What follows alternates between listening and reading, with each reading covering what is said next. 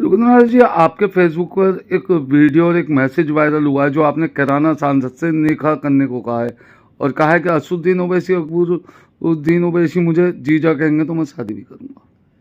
नहीं, मैं अपने बयान पर अटल हूँ। जो मैंने कहा है वो सच कहा है। मैंने अपने घर में पूछ लिया अपनी पत्नी से कि वो इंशाल्लाह सांसद है। मैंने माननीय सांसद बोला और मैं सम्मान करता हूँ उनका। किनका? खूबसूरत भी है वो, जो इकरा हसन कैराना सांसद है, माननीय सांसद। तो वो कुंवारी हैं, अगर वो चाहें तो मैंने एक प्रपोजल उनके आगे रखा है, प्रस्ताव रखा है, वो मुझसे निकाह कर सकती हैं, बशर्ते वो मेरे घर में आकर जो मुसल्ला जा नमाज होता है उस पर नमाज पढ़ें। मुझे कोई एतराज़ नहीं है, मैं रामायण पढ़ूंगा। आप देख लीजिए, मैं अभी भी आप में रामायण पढ़ रहा था।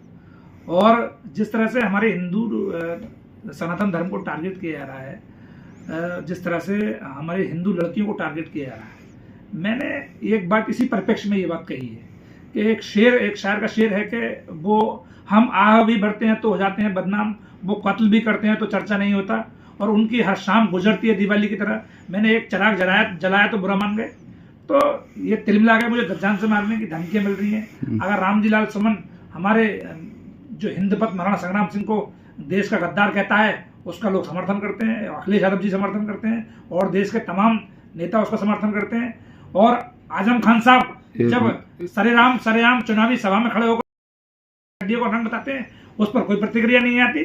जब सब और संभल के जो मरहूम सांसद थे शफीकुर रहमान बर्क साहब, वो संसद में खड़े होकर बोलते थे कि मैं वंदे मातरम नहीं बोलूंगा।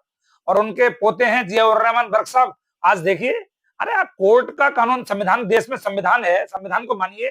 कानून है, कानून सर्वोपरि है, संविधान को मानना पड़ेगा। वो कहते हैं हम शरीयत को मानेंगे, शरीयत संविधान से ऊपर है। और मैंने एक जरा सी बात कह दी तो तिलमिला गए। मैं अपने बयान पर अटल हूं।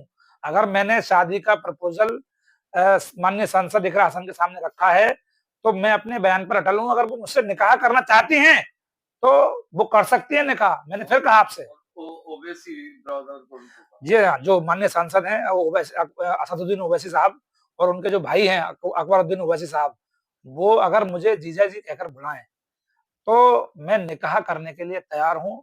और पूरे, ऐसा नहीं, पूरे इस्लाम के जो रीति रिवाज हैं उस हिसाब से निकाह करें वो।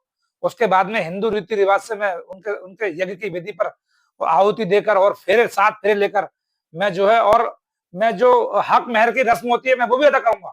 जो कहेंगी वो हक महर की रस्म, हक महर भी मैं अदा करूंगा।